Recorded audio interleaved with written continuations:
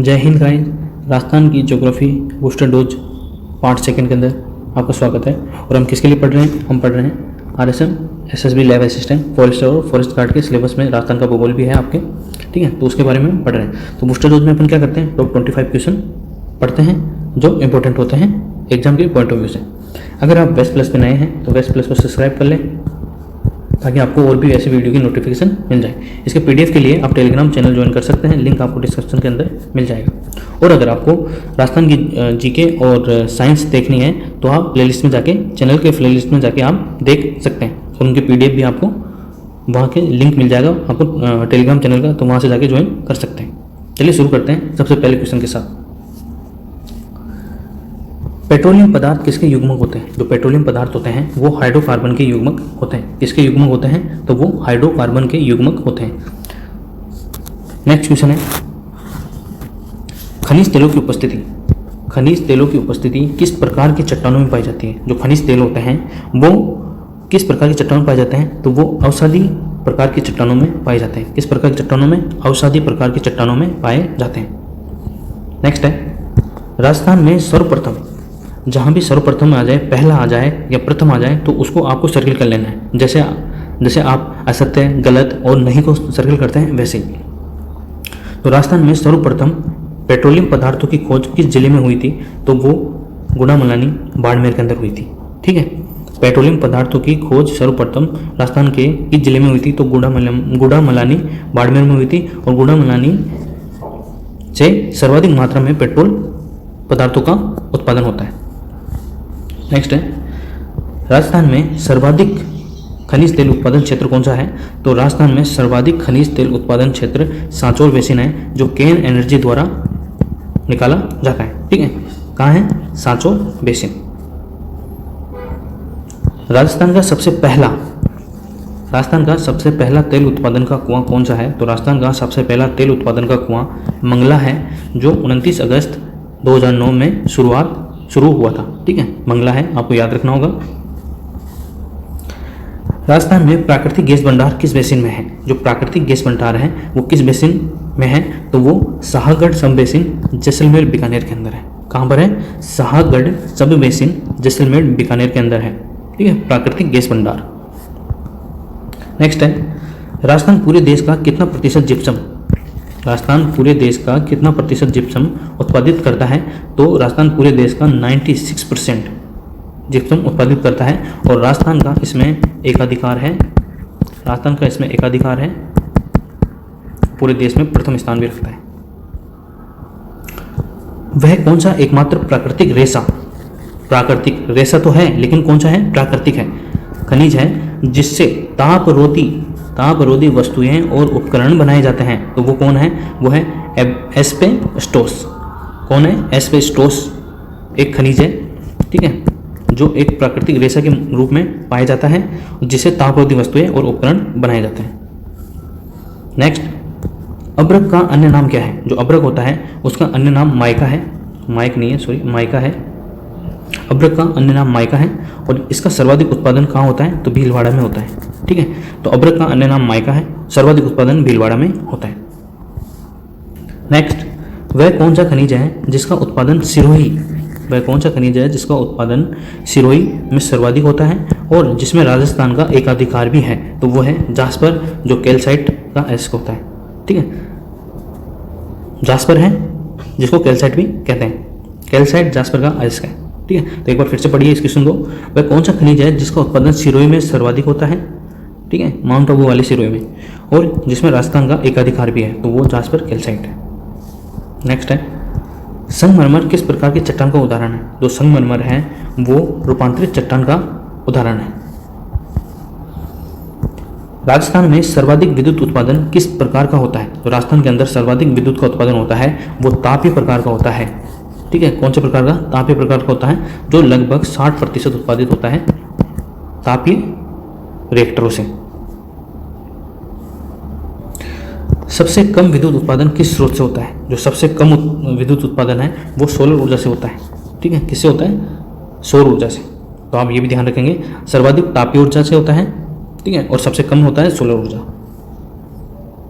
Next है, राजस्थान की स्वयं राजस्थान की स्वयं की और स्वतंत्र साझे वाली जल विद्युत परियोजना कितने मेगावाट है? ठीक है, तो राजस्थान की स्वयं की मतलब खुद की, जिसके ऊपर किसी और का अधिकार नहीं है, और स्वतंत्र साझे वाली जल विद्युत परियोजना कितनी मेगावाट ऊर्जा उत्पादित करती है? तो वो कुल मेगावाट जो ऊर्जा है वो है 1017 मेगावाट बिजली उत्पादित की क्षमता रखती है। कौन सा? जल विद्युत परियोजना। नेक्स्ट है राहु घाट परियोजना। कौन सा? राहु घाट परियोजना किस जिले में स्थापित है? जो राहु घाट परियोजना है वो राजस्थान के करौली जिले के अंदर स्थित है, और इसके अंदर राजस्थान और मध्य प्रदेश की 50-50 की हिस्सेदारी है। ठीक है, तो राहु घाट परियोजना राजस्थान के करौली के अंदर स्थित है, और इसके अंदर मध्य प्रदेश और राजस्थान की जो 50-50 साझेदारी वाली परियोजना है। कौन सी? राहु घाट परियोजना। नेक्स्ट है राजस्थान का सबसे लंबा बांध, मतलब लंबा, बड़ा नहीं, लंबा। तो राजस्थान का सबसे लंबा बांध किस नदी पर निर्मित है? तो माही नदी पर निर्मित है, और यह है कर्क रेखा को 2 बार काटती है। ठीक है, कर्क रेखा को 2 बार काटती है। तो राजस्थान का सबसे लंबा बांध किस नदी पर निर्मित है? माही नदी पर निर्मित है, और यह कर्क रेखा को 2 बार काटती है। और ये कौन सी पहाड़ियों से निकलती है? तो ये विंध्याचल की पहाड़ियों से निकलती है। नेक्स्ट है किस नदी को आदिवासियों की गंगा या काठल की गंगा के नाम से जाना जाता है? तो माही नदी को ही आदिवासियों की गंगा या काठल की गंगा के नाम से जाना जाता है। नेक्स्ट है अनास परियोजना किस जिले में स्थापित है? जो अनास परियोजना है वो बांसवाड़ा जिले के अंदर स्थापित है, और अनास नदी पर है। और कितना मेगावाट की परियोजना है ये? तो ये 140 मेगावाट की परियोजना है। कितना? 140 मेगावाट की परियोजना है। अब आपने पढ़ लिया कि राजस्थान का सबसे लंबा बांध कौन सा है। ठीक है, कौन सी नदी पर निर्मित है? तो माही नदी पर निर्मित है। वैसे ही राजस्थान का सबसे ऊंचा बांध किस नदी पर निर्मित है? तो सबसे ऊंचा बांध तो जाखम नदी पर निर्मित है, जबकि सबसे लंबा बांध माही नदी पर निर्मित है। नेक्स्ट है अगर किसी तापीय परियोजना की एक इकाई की उत्पादन क्षमता 500 मेगावाट से अधिक हो तो उसे कहा जाता है। अगर किसी तापीय परियोजना की एक इकाई की उत्पादन क्षमता 500 मेगावाट से अधिक हो तो उसे क्रिटिकल तापीय ऊर्जा परियोजना की श्रेणी के अंदर शामिल किया जाता है। ठीक है, और ये कुल कितनी है? तो ये कुल 5 इकाइयाँ हैं। कितनी इकाइयाँ? 5 इकाइयाँ, 5 परियोजनाएं हैं। ठीक है, और अगर 500 मेगावाट से कम हो तो उसे क्या कहते हैं वो आप मुझे कमेंट बॉक्स में बताइएगा। नेक्स्ट है राजस्थान की प्राकृतिक गैस आधारित प्रथम स्वतंत्र परियोजना का क्या नाम है? तो राजस्थान की प्राकृतिक गैस आधारित प्रथम स्वतंत्र परियोजना का नाम रामगढ़ परियोजना है। ठीक है, जो 1998 में स्थापित की गई थी। कहाँ स्थापित की गई थी? तो ये जैसलमेर में स्थापित की गई थी, और ये कितने मेगावाट की क्षमता रखती है? तो ये 273 मेगावाट यानी कि 273 मेगावाट की क्षमता रखती है। नेक्स्ट है राजस्थान का प्रथम परमाणु विद्युत ग्रह 1965 में कनाडा के सहयोग से कौन सा और किस जिले में स्थापित किया गया था?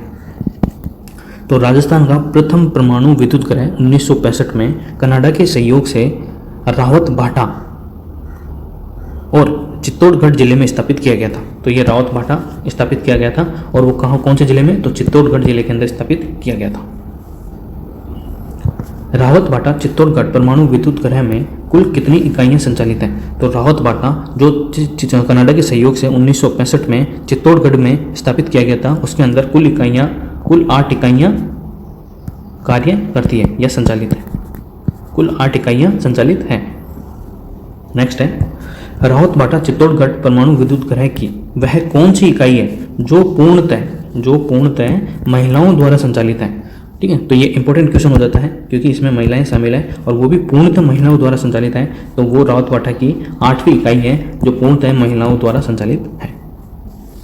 और इस बूस्टर डोज का अंतिम क्वेश्चन है 25।